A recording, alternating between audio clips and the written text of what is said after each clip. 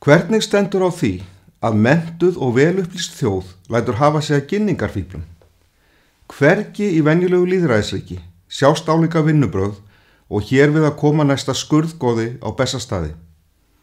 Fjölmiðlar og stjórnkerfið er í greipum huldumanna sem eru með allt aðra hagsmuni í huga en þína. Nú getur þú valið framtíð eða fortíð og annar hrun. Menn tala að ég sé með stóru augu, en það sé ég margt sem píregðir sjá ekki.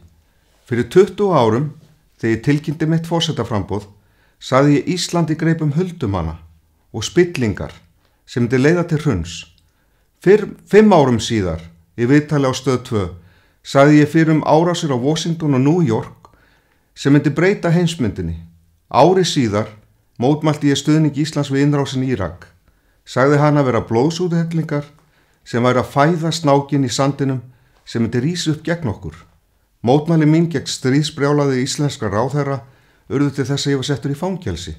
Hæstiréttur lét mig lausan. Á næstunni verða framinn stórfelld hryðjuverk í Evrópu sem ógna ekki aðeins líf og limum. Ferðamannaiðnaður Íslands gæti hrunið í kjölfarið. Hefur þú efni á því að tilbiðja skurðgoð á Bessastöðum, að borga veislur forseta úr þínum eigin vasa? Hvernig væri að skoða þann möguleika að virkja Bessastaði og snúa dæminu við, þannig að þjóðin fái tekjur frá Bessastöðum í stað reiknings? Þannig getur þú haldið enn betri veislur fyrir þig og þína í samfélagi þar sem fátæki þurfi ekki að taka við matarpakka frá demantsdrottningu. Ég ætla að ræða þetta og fleira á opnum borgarafundi hér á Facebook sunnudag klukkan 20.